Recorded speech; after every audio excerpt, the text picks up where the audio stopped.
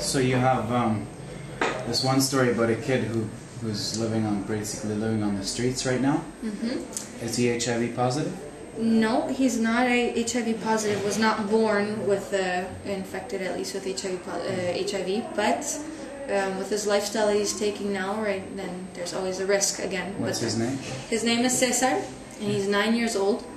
And we met his mom because she was hospitalized here because she was very, very sick. And she is HIV? She is HIV positive. The mom is. The father is nowhere in sight. That's not even, in most of our cases, there is never a father. But in her case, she was here in the hospital and she was asking us to help her because she could no longer handle or help her son because he's gotten to be very... she herself comes from a very disorderly lifestyle, I guess.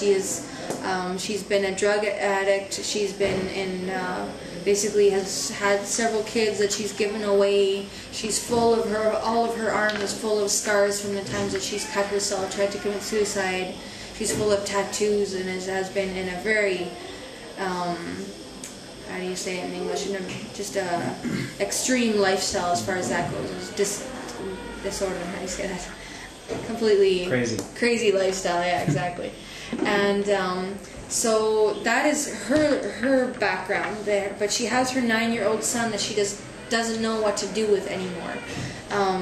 She asked us for help to get him into a home, a home for children because she can't keep him at home anymore. He's basically gotten used to living a lifestyle on the street. He goes out on the street for 3 or 4 days, he disappears, and he comes back completely drugged. He came back one time with a huge scar on his neck already that he said he supposedly came from a fall. And he's constantly stealing to get more drugs and to go out on the streets again and beg for money and do whatever. You know, she has no idea where he goes for those 3 or 4 days that he's gone. 9 years old. 9 years old. The cutest little kid too. And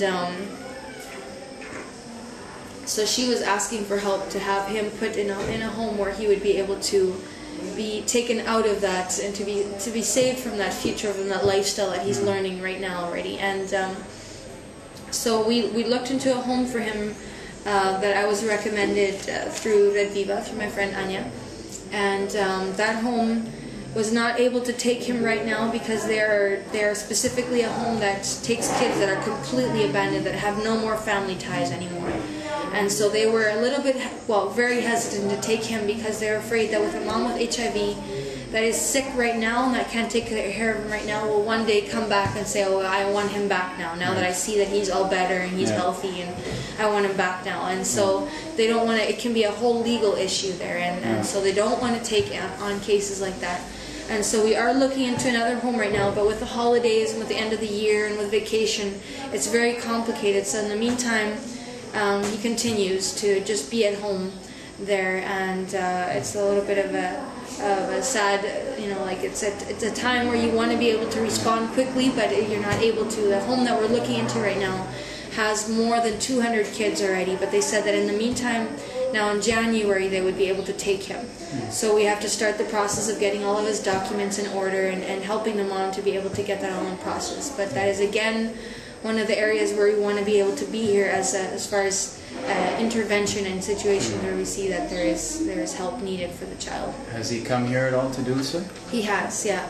Mom brought him here one time, and very, I mean, he looks like a normal, great kid. He talked with him a little bit one time. He said he would just love to have a home to be in, a place of stability.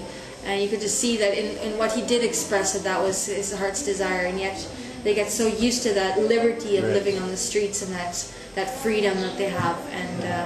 And so it's something that the mom has said that she's had him with different families before, but he lasts only so and so long, and then he's out and he disappears again. And so that's going to be a real challenge in any place that he goes to. Yeah, definitely. He was here for our last big birthday party that we had, and he loved it. He participated. You could just see that he has a spark of life in him yet that has not been taken away from him yet, but at the same time you want to help him and respond to that need that you see before it is too late, before he does get totally into a system where he has no more hope of getting help anymore. So